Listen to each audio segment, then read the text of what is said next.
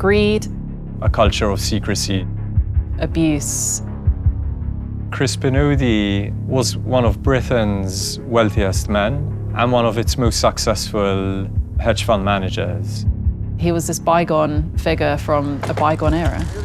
He started to stroke my leg under the desk. I did not want to be alone with this man. He has continued to behave like this. You want to go that way around? He has been protected.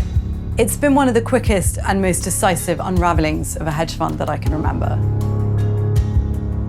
It wasn't the company that assaulted the woman. He is the one who needs to be held to account.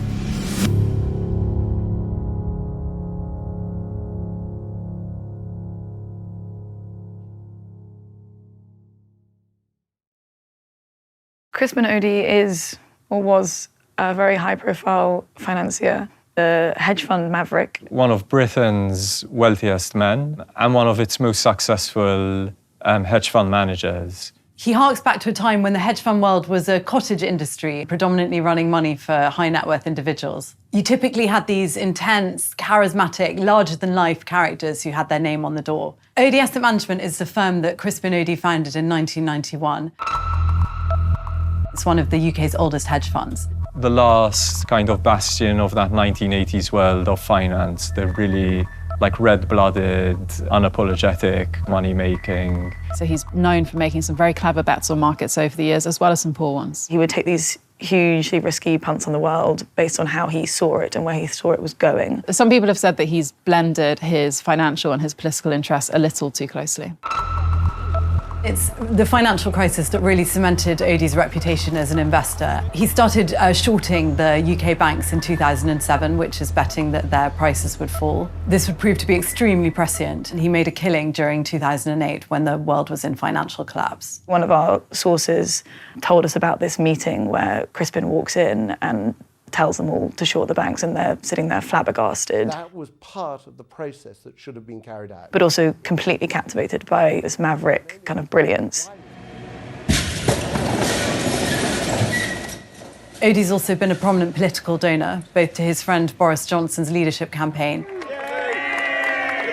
and to several pro-Brexit campaigns. After Brexit, he shorted the pound, at least for a little while, saw an enormous gain, like hundreds of millions of pounds. He would go for lunch in the creme de la creme of Mayfair's restaurants, Scott's, the Gavroche, the Connor Hotel, Harry's Bar, Corrigan's. And he sort of represents this era where you go for these long, boozy lunches, come back slightly sozzled, you're still at it, you're still trading, and some days that makes you millions and some days it doesn't. The staff there were effectively nobility. You had dukes, marquises, viscounts, earls. Odey Asset Management feels like a sort of boys' public school, a gun cabinet to saw your gun before the shooting weekend. But the world has moved on, and he hasn't.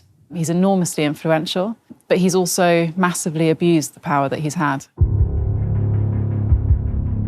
In 2020, Crispin Odey was charged with one count of indecent assault. The trial was held in a magistrate's court, which was a big win for Odey's defence, and decided by a judge rather than a jury. He was cleared, and the judge told Odey that he could walk out of the courtroom with his good character intact. And the judge also heavily criticised the complainant. So he said that she had a vivid imagination and suggested that she was influenced by her desire for publicity. Shortly after Odey was acquitted in court, the Sunday Times ran a piece saying that a woman said he had groped her in a restaurant in 2008. A few weeks after the Sunday Times article came out, Bloomberg ran a piece saying that he had sexually harassed 2 women, including an employee. Odey Asset Management opened an investigation into him. They kept the financial watchdog, the Financial Conduct Authority, abreast of what was going on. They found that he had violated a final written warning they gave him. They wanted to begin a disciplinary proceeding against him because of it. And instead, Odey sacked his executive committee, brought in another. When that other executive committee also refused to drop the disciplinary proceedings, he sacked them too.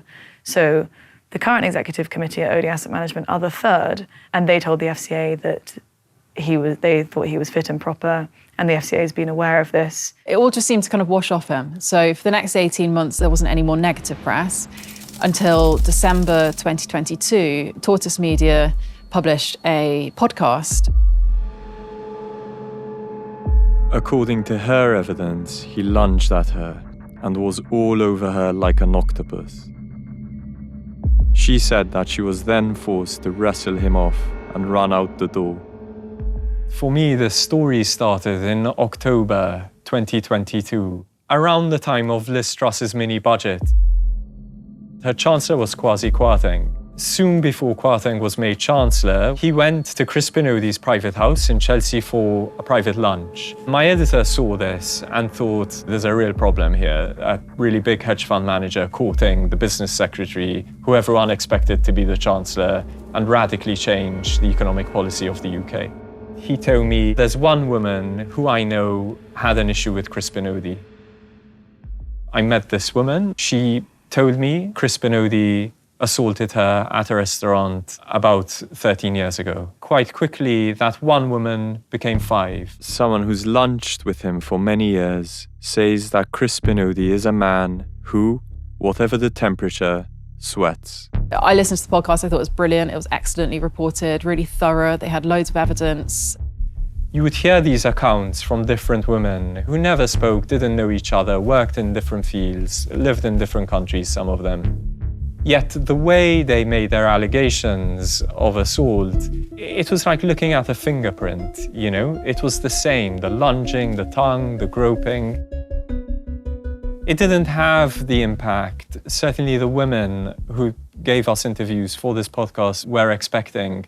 So there was no regulatory intervention. It was like nothing happened. It all just seemed to bounce off Crispin yet again. None of it hit home. Just 2 months later, his firm was awarded Management Firm of the Year at these very glitzy hedge fund awards. By December 2022, 8 women had come forward with allegations about Crispin Odey, either to the police or to other media groups. In the meantime, myself and Antonia started trying to find news sources ourselves. You just feel like there is likely to be a huge amount more out there. So we just decided that we would do it deeper. But we wanted Paul's help because Paul had had news sources come to him post-podcast. We got the FT to agree to let us team up with him. I started working at Odey Asset Management in March 2003. I had just moved to London from Australia. He was extremely inappropriate in many ways. The physical attention with how he looked at you. Unfortunately, being on that reception desk, you are often on your own, and so that was great opportunity for him to do whatever he wanted to do, and that's where the majority of the massages occurred. They were quite forceful. They would start on your shoulders and move down your ribs to try to touch your breasts. I remember vividly having to pin my arms to my side and cover my chest so that couldn't happen. It wasn't always possible to avoid being in Odey's presence. I was asked to sit next to him to open the mail. And when I declined, I was told I had to sit there by another fund manager at the time. And that happened in a full floor of traders. He started to stroke my leg under the desk. When I moved away, he laughed and said, I need to start enjoying things like this. And I didn't know what to do in that moment, because if everybody condoned his behaviour and allowed that to happen, what could I do? By February, we realised we would potentially have enough to do a kind of full-blown investigation. We spoke to 13 women. Of the 13 women, 8 said that they were sexually assaulted by Crispin Odey. I was introduced to Mr. Odey through mutual friends in November 2021. I was being represented by a lawyer for a legal dispute, and it turned out it was the same lawyer that Mr. Odey had been represented by. He asked me if I liked shooting pheasants. I said I did, and he said I must invite you to come to one of my shoots. It was a normal shooting weekend, of which I've been to many. At the end of the dinner, everyone is still sitting at the table. Odey said to me across the table, let's go and sit next door, and I want you to bring me up to speed on the court case. I picked up my glass of wine and we went to a small room just next door to the dining room. We discussed where we were with my legal situation. We were in 2 chairs opposite the fire and I got up to leave to go back. He grabbed me and he pulled me onto his knee. He groped my breasts. He forced his tongue into my mouth. I pushed him off and said, "What on earth are you doing?" And then he took my hand by the wrist and he forced it between his legs and clamped it onto his erect penis. Whilst my hand was being forced onto him, he said, "This is how excited you make me feel." He did it by force. I hadn't done anything to give him any reason to think it was okay to do what he was doing. A number of allegations were incredibly violent.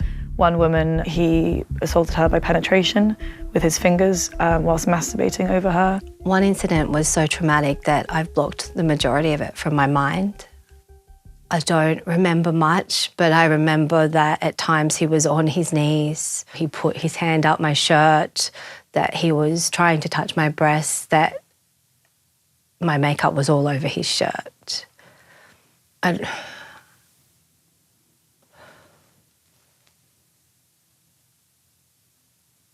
I think there's a reason that I've blocked it from my mind.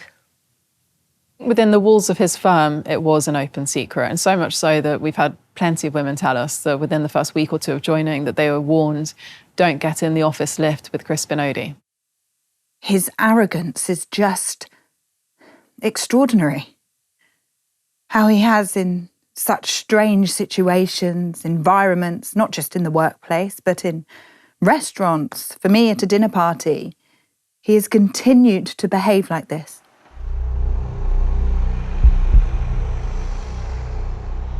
A woman who's referred to in the article as Emily alleged that the first time he assaulted her, he just wants to put his hand inside her shirt, and so he does. So the second time when he assaults her, she's sort of prepared for it. She screams. So she's trying to leave a meeting room that she's been having a conversation with Odey in, and as she's trying to leave, he grabs her, put his hands on her hips and tries to drag her back into the meeting room. She shouts, "Crispin, no," and when she emerges into the hallway, she bumps into a senior male employee and she's, convinced he was within an earshot. And he says absolutely nothing. There are definitely questions to be asked about what senior figures at Odey Asset Management knew or didn't know. They probably had a financial interest in maintaining the status quo. Everybody knew what was happening. Everybody knew about his behaviour. One day I was forced to go to lunch at Le Gavroche with Odey. I was told that I had to go and I didn't have a choice. It had been in the calendar for some time and I couldn't say no to him. When I realised that I had no choice, I asked if I could bring along the other receptionist to accompany me. I didn't feel safe and I did not want to be alone with this man. Odey was not happy with me for inviting this other receptionist along. He said that I should direct any conversation to him and that I had no social skills because I spoke to somebody other than him. He continued to say things like, I would never be able to eat at a restaurant like that if I wasn't with him, that he has all the money and the power, that he is the boss. And my poor social skills were why I was just a receptionist. So going to the restaurant was the final straw because it added another level for me to be told that because of money and power and status that I could be treated however he liked. When we returned for lunch, I remember being in such shock that I sat at my desk and every person that came down from that trading floor would make some jibe or joke about my lunch. And what did I do to annoy him? Odey has come back really angry. I have no social skills. Making complete fun out of this situation. And that for me was just as bad. There were lots of people in senior positions at the firm who absolutely knew what women said he was doing to them. Those who worked alongside him protected him. That makes them complicit in this. He had enormous power as its owner and founder. His partners were not always comfortable challenging him. He really held people's fortunes in his hands. So the effect of that enormous power in the company was to create a culture of secrecy and silence. Odey and Odey Asset Management completely got away with hiding what had happened. They didn't acknowledge, they never apologised, they didn't care. It was more about silencing me so that it didn't get out. We published on a Thursday. The fallout from the investigation was both rapid and immediate. It's been one of the quickest and most decisive unravellings of a hedge fund that I can remember.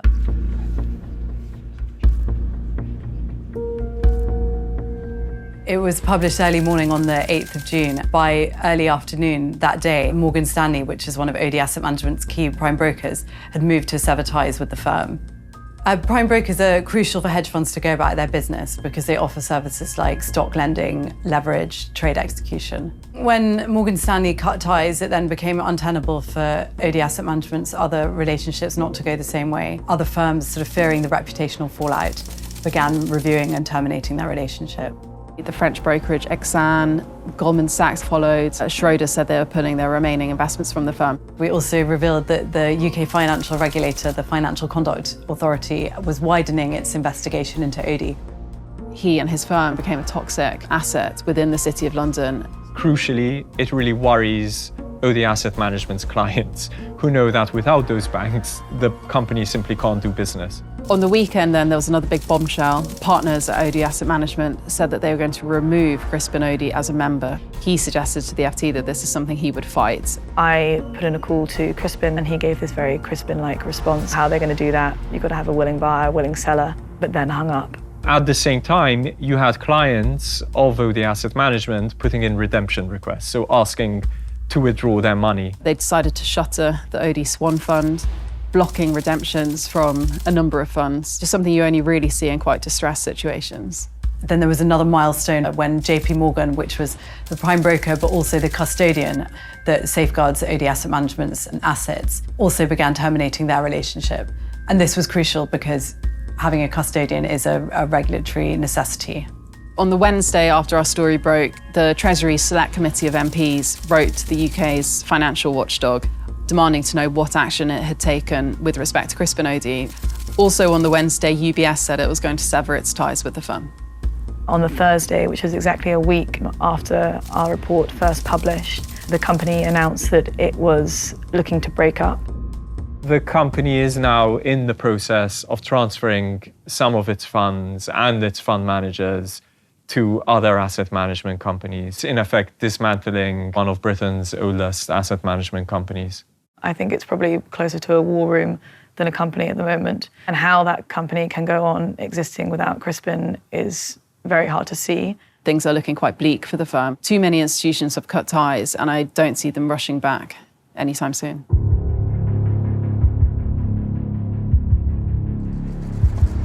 Odey was able to get away with this behaviour for decades. I think it speaks to a wider point across many different industries about money and power and how people think they're untouchable. It wasn't the company in the end, it wasn't the courts, it wasn't the police, it wasn't the regulator. It was a bunch of journalists. We have finally held someone to account, and that's benefited the lives of many women who've been quite seriously harmed by this guy. The impact he's had on them has lasted decades in some cases. These women weren't listened to, and so it has affected me, and it has affected the way I think about everything. The system, about where we stand and how much we can trust and how we can be protected. Because I now have daughters, and I don't want either of them to have to go through what I did. And I wanted to contribute to positive change, to highlighting systems that enable and normalise this behaviour, because change is needed. He isn't just a man who allegedly harassed and abused women over many years. He's a man that evaded the scrutiny of the regulator, the police. The FCA cannot just sit and turn a blind eye or pretend, in fact, that they are doing a good investigation when they are simply not. They need to take these things more seriously and they need to act more promptly. The fact that we are scared to go to the police because we aren't going to be believed or listened to is terrible. Something really serious needs to change so sexual assault, wherever it occurred, is handled. We do know that Crispin threatened judicial action against the FCA if it continued to pursue the sexual misconduct line of inquiry. So, it's possible they were intimidated by him. Why we're able to go through a list of former female employees and find them and contact them and get some of them to talk to us, and the FCA can't, is not clear to me. Odey's performance has been incredibly volatile. He's had some amazing years, but often on a much smaller asset base, and there are investors who've lost a lot of money with him. I think it speaks to a wider point about the business model of the hedge fund industry, which appears to be heads I win, tails you lose. He's still got 600 million of his own money in the funds. It doesn't feel like a complete sense of justice. We've watched his company crumble and disintegrate, hopefully. I feel that is the right thing, but it wasn't the company that assaulted the women. They may have aided and abetted him. He is the one who groped us. He is the one who needs to be held to account. I think the huge number of women in our story did help it to really hit home, but it is depressing that it takes that number of women. I feel, enormously frustrated for the women who came first. There is power in numbers, but it's really telling of how far we have to go when we only listen to a collective voice. Because my voice should have been enough 20 years ago, as should have many other voices. I don't think it's that women weren't believed. The vast majority of people knew what Odey was like. I don't think they necessarily knew the extremes of it or the lengths that he went to. The women are heard, but they're just ignored. The fallout since the FT investigation is something that I never imagined could ever happen. It really highlights how many more people, including Odey, need to be held accountable, and what we need to do to create systems that protect women. I am the mother of girls. This behaviour needs to be stopped. I don't want my children, my daughters, going into a workplace and having to be subjected to what he subjected so many of us to. So many of us.